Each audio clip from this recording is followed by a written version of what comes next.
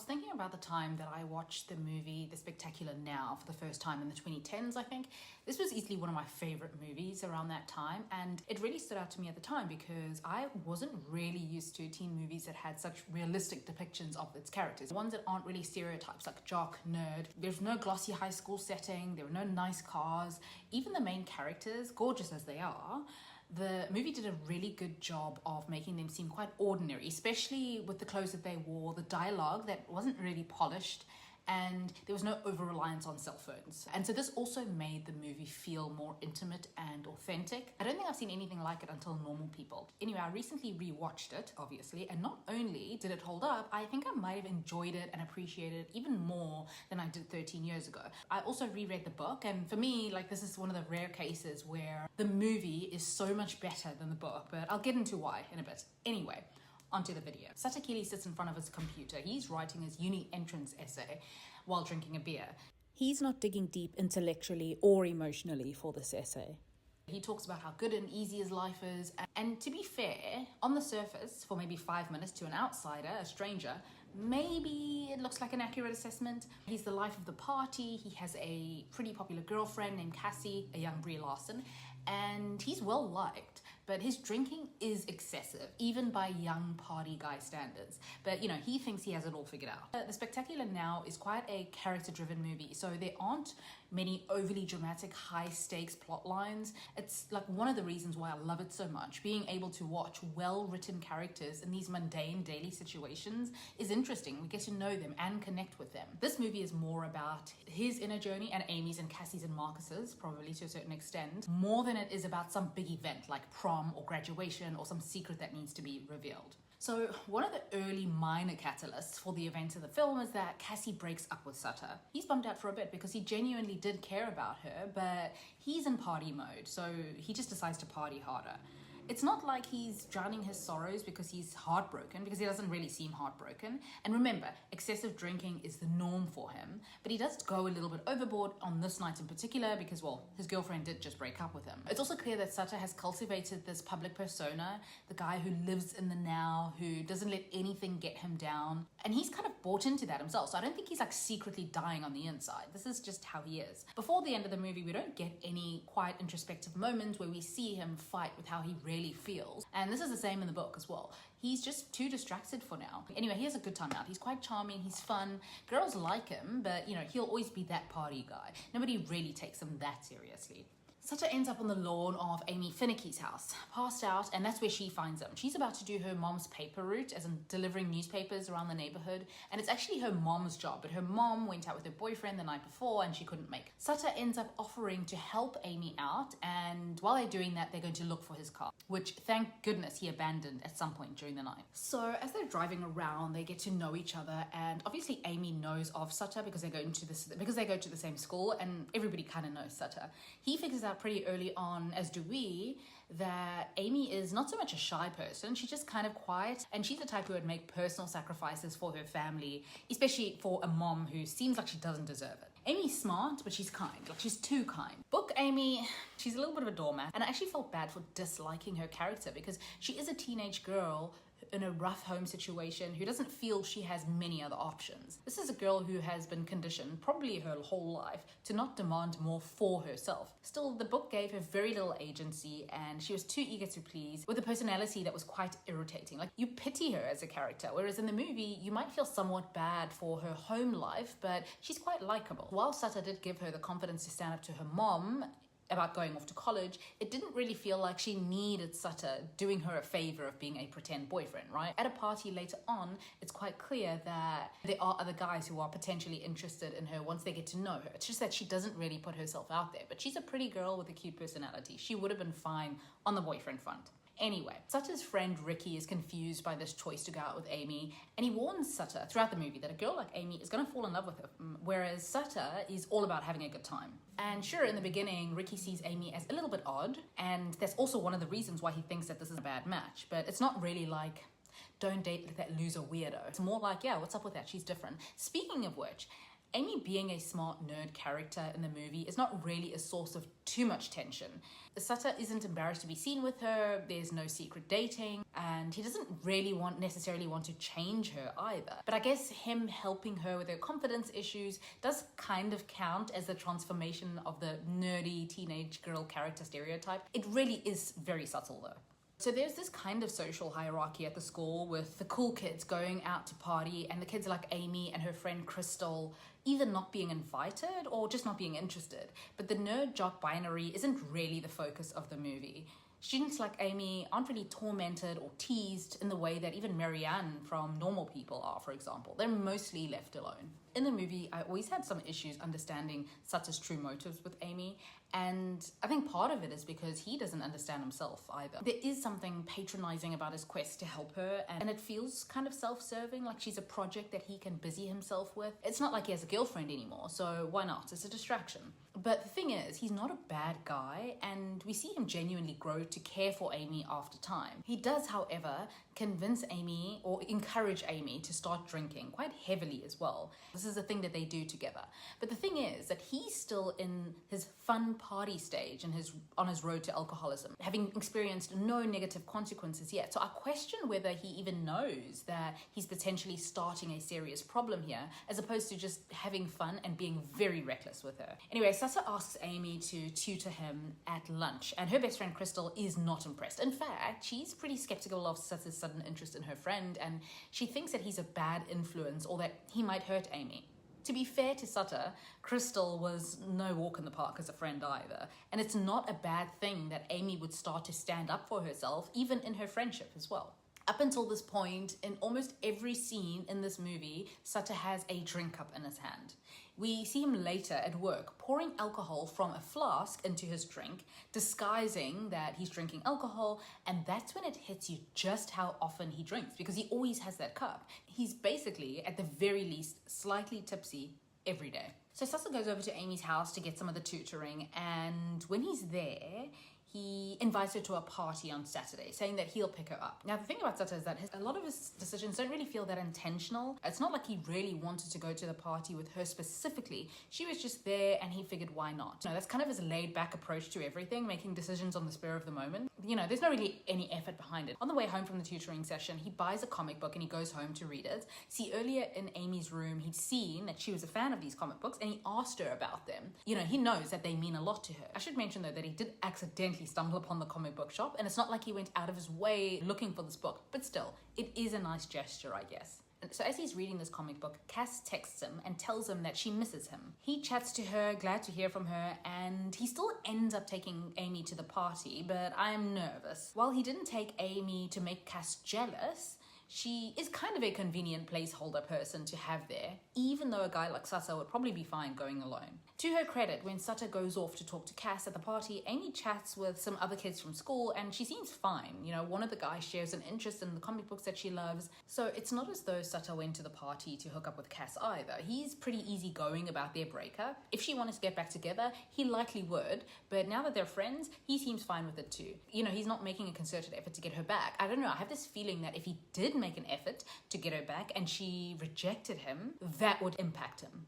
Whereas for now, he hasn't taken the risk to really put his heart out there, and so it seems like everything's fine. Maybe it doesn't hurt as much. Anyway, Sutter links up with Amy again at the party, and it looked like the guy that Amy was talking to was potentially interested, but Amy and Sutter go off on their walk, and he tells her that his first drink was at 6 years old. He was at a basketball game with his father, and his father had let him have a couple of sips. Amy tells Sutter that she got into uni, but she can't possibly go because her mom needs her to stay and help out at home. Sutter then gets her to let off some steam and practice sticking up for herself to her mother. Amy, by the way, has obviously never had a boyfriend, and she isn't used to the attention from boys, and she shyly denies that any boy might be interested or attracted to her. Sutter and Amy kiss then. It's a brief, sweet kiss as Sutter tells her that she's beautiful and that people do notice that about her.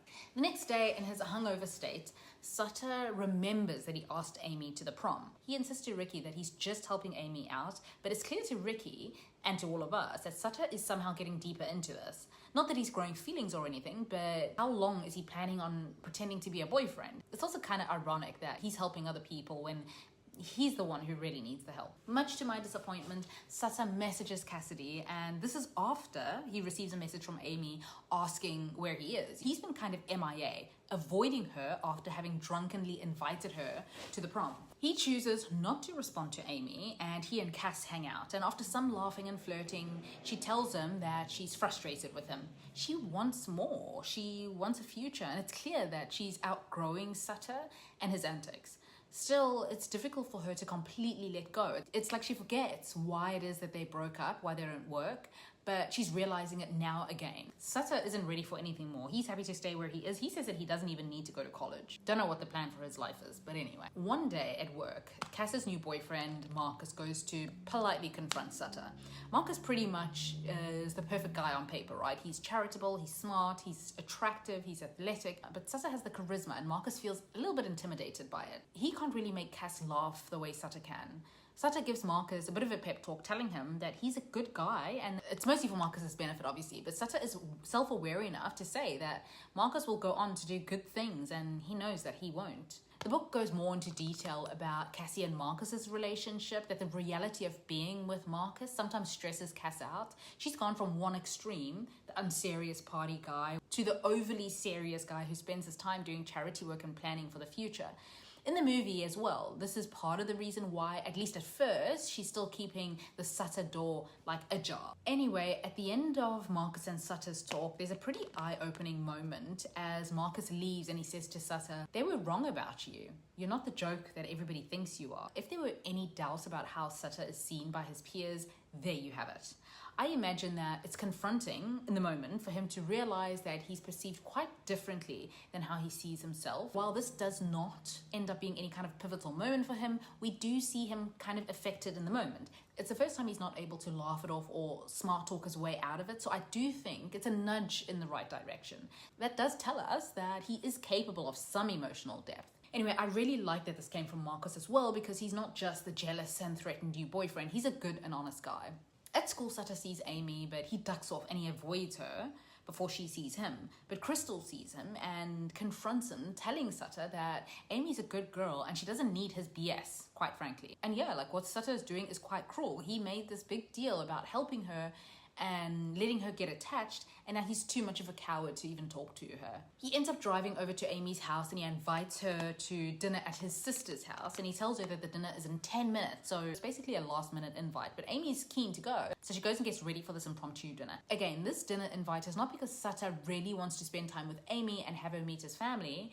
He's literally on the way there, and then he randomly thinks of her and he does a U-turn at the last minute. Amy gives Sutter an out on the whole prom thing, and she says that if he's changed his mind, like that's fine, she's okay with it, but he assures her that he asked her to the prom because he wants to go, and he wouldn't have asked her if he didn't mean it. We know that that's kind of a lie because in his hungover flashback, he remembered asking her and then he went to great lengths to avoid her after that. There are some moments where you think that Sutter is in this for real, like their sweet kiss at school, but you know, he tells Ricky that in a month or so, Amy will be done with him and she won't fall in love with him. At this point, Ricky does seem genuinely concerned for Amy. In the book, Sutter's friends do sort of stage an intervention for him because due to his influence, Amy is drinking quite a bit and they go to this party and she causes quite the scene. And they know that this is not who she is, and so they try to get Sutter to do the right thing, which he doesn't, not yet anyway. One day the two of them are at Amy's house and they're making out. There's a lot of heavy petting. A lot of this is initiated by Amy and they eventually do have sex.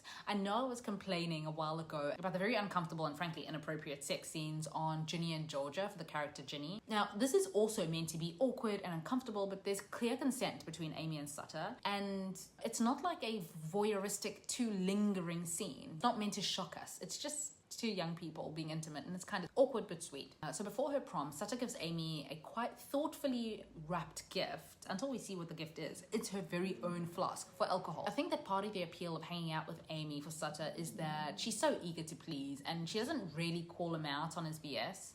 She doesn't demand much of him because she doesn't expect or demand much for herself. So it's easy to hang out with Amy because she's kind of grateful for the attention and he can do what he wants. Amy also does have a really good heart and she's not judgmental, and I think that this is part of the reason why Sata does feel that it's safe to be his vulnerable self with her towards the end of the movie. Even when they're at prom together, she notices Sata checking out Cassie, and she sheepishly tries to make herself feel better by mentioning that Cassie does look good. I mean, a lot of girls would just either get angry by this, feel a little bit jealous and possessive, or they would just be upset.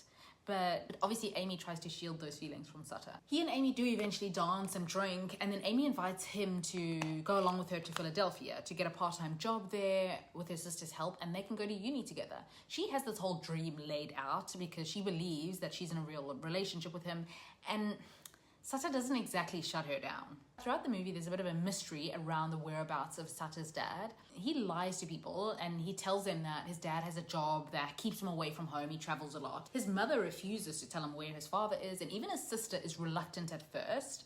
There must have been some trauma there that Sata was way too young to remember, but eventually his sister Holly does give Sata their dad's number, and he makes a plan to meet his dad. He and Amy drive 3 hours to Sata's dad's house, and this meeting is tense from the moment go. The dad seems really jittery, kind of sweaty, shifty, but he is happy to see his son. He tells the two of them that they can tag along and go to a bar so that they can hang out together. The dad gets his high school son and his girlfriend a jug of beer, and it seems as though Sata's dad's life is kind of a dead end, and it's kind of terrifying to us that this is Sata's very possible future, actually. We don't know if his dad is an alcoholic, but he gets them a second round of beer in a jug, and his presence around the bar, he's definitely a regular, but not a couple of drinks after work on a Friday kind of regular, more like there every day for several hours kind of regular. Sata's not getting the answers that he's looking for from his dad, but he does learn that his mom did not kick his dad out. He left, and the dad admits that openly. He says he wanted to be there for the kids, but things between the parents just weren't good. He wasn't cut out to be a family man, so he did things that he wasn't proud of. And after this bombshell, because he doesn't really seem remorseful at all, he tells Sata to pick up the tab, and he excuses himself. And so Sata has to ask Amy for help with the bill because he doesn't have a lot of cash on him. So he tells the kids that he has to drop Roberta off at home, and Sata and Amy should meet him at his place in an hour. This is such a chaotic meeting, and by this point, Sata already knows what his dad is all about. The fact that he couldn't give Sata his time and attention for one single day after how many years is very telling. I'm guessing Roberta is a sex worker and they might use together. Yeah, so basically this whole dad mission is a bust. They've been waiting at his dad's place then for a long time. Remember that he said that he'll meet them in an hour. Sata eventually goes down to the bar and he sees through the window there that his dad is there having a good old time with his buddies in the bar. On the way home, almost like have an accident, and Amy tells Sata that she loves him. Also, even though they're fine after the minor mishap, she's really concerned about whether Sata is okay, which frustrates him even more. You know, he has a little bit of a meltdown. Because not only has Amy seen a very vulnerable side to him, and he's not used to that dynamic with her, but he's upset and disappointed because of how the meeting with his dad went, and he almost puts her life at risk. I imagine he doesn't really like himself very much right now, and Amy's words do trigger him. And he chases her out of the car, which causes her to eventually get knocked over. Luckily, she survives with just a broken arm, but this is the first time that his drinking has really resulted in serious consequences, and not just to himself, to somebody else. Amy is too good for him, and he does tell her that. So he does go to see Amy and he apologizes. She forgives him, and later at their graduation, we see Amy awkwardly pouring alcohol from her flask into the drink, and it reminds me of the comment that Cassie made earlier on. She asks Sata if he's turned Amy into a lush yet. And Amy, she's getting into the habits of drinking now too. Not as much as Sata, obviously, but it is their thing. Anyway, so when Amy does offer Sata something to drink, he says no. And not only is it awkward to see Amy clumsily pour alcohol with a brace on her hand because of a driving accident that he caused from his drunk driving, they're at graduation, so he knows that his time in high school is almost done. So yeah, the party is kind of over for him in more ways than one. Cass tells Sata that she's going to California with Marcus, and he suggests visiting, but Cass is done. She's ready to move on. She says that she's trying to do things that are good for her, and good. I feel like such a sense of relief for her, even though I'm not sure that her and Marcus are going to work out long term. That's not really the point, right? After work, Sata's boss tells him that he is no longer allowed to be drunk at work. He's officially on notice. His boss really likes him, and Sata is good at his job, so his boss doesn't want to let him go. He asks Sata if he can promise to not come to work drunk, and Sata tells him that well, you know that I can't promise you that. That honesty from Sutter is so heartbreaking. This feels like him choosing alcohol. And it's significant because up until this point, he never really had to make a choice between alcohol and anything else important in his life. Seeing him make that decision quite easily without any hesitation gives you a sense of dread. Amy ends up waiting for Sutter at the bus station because, remember he was like non-committal, but he didn't really say like no. And she's kind of under the illusion that he's coming with her. Thankfully, she boards the bus and she goes without him. All this time, Sutter is at the bus station. He sees her, but he keeps himself hidden and he heads straight to the bar. He hangs out with the old drinkers there and talks about how he saved Amy, and almost in a self-congratulatory way, but sad as well. And it's also kind of self-aware because I believe he thinks that he didn't just save Amy from the town and from her family, but he kind of saved her from himself. But that's sad because it's like he's not worthy of her. Not because she's some perfect ideal girlfriend, but because he himself just feels inadequate.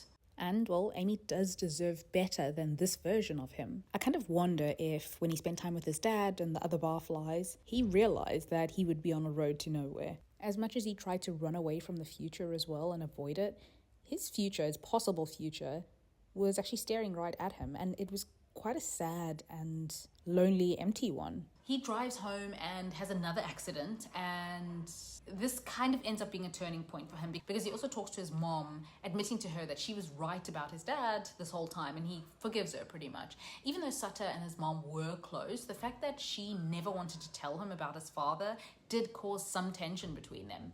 He realizes now why his mother chose to keep the reality of his father from him. He's always hero worshipped his father a bit, but now he knows the truth. His mother holds him and tells him that he's special and loved, and Sutter cries and he doesn't believe it, and she holds him as she consoles him. Well, this is the first time, since after the dad, that we see him truly emotional. After some actual reflecting, Sutter writes his essay again, no drink in sight, and then we see him go to Amy's university where he meets her on the steps. This is almost the opposite of what happens in the book. In the end, Sutter ends up drinking and still under that delusion that the party goes on. And I don't think it would have really made sense for Book Sutter to suddenly realize that he had feelings for Amy, or for him to, have his come to Jesus moment about his drinking, because it just wasn't that kind of story. It wasn't Sutter's redemption story. It was more a tragic coming of age story. And for many alcoholics, it's unfortunately a realistic one. It's an honest ending, I guess. The movie ending ultimately is the more satisfying one though, because it ends on a hopeful note. And in a way, Sutter and Amy kind of save each other. Him by encouraging her to think of her own future and go, and she being kind of instrumental in pulling him out of neutral. Amy is also the only person that we see Sutter open up to outside of his immediate family, and she's the one who encourages him to go and see his father. So when he does show up at her university, sober, I think that this means that he's at the very least willing to try, and that he's ready to try to face the future that he is once so afraid of. And for him, this is a significant bit of character development. On a more superficial note, it also helps that movie Amy is really pretty and she has a nice personality. It's believable that Sutter would be physically attracted to her and want to be with her. Book Amy was not really likable. Sutter was never physically attracted to Book Amy, and her personality was a little bit annoying. In the movie, it's a little different. I think that the ending also matches the tone of the rest of the film. He's not dramatically running through the bus station, telling her that he's going to come with her after all, making big romantic gestures and declarations. He's probably not even fully cured of his drinking problem. Remember what I said about this being character-driven with no overly dramatic plot lines? Well, yeah. We see him quietly head over to her university and he smiles at her and she's pleasantly surprised to see him. The end. And yeah. If you have seen the movie or read the book, feel free to share your thoughts, and thank you for watching.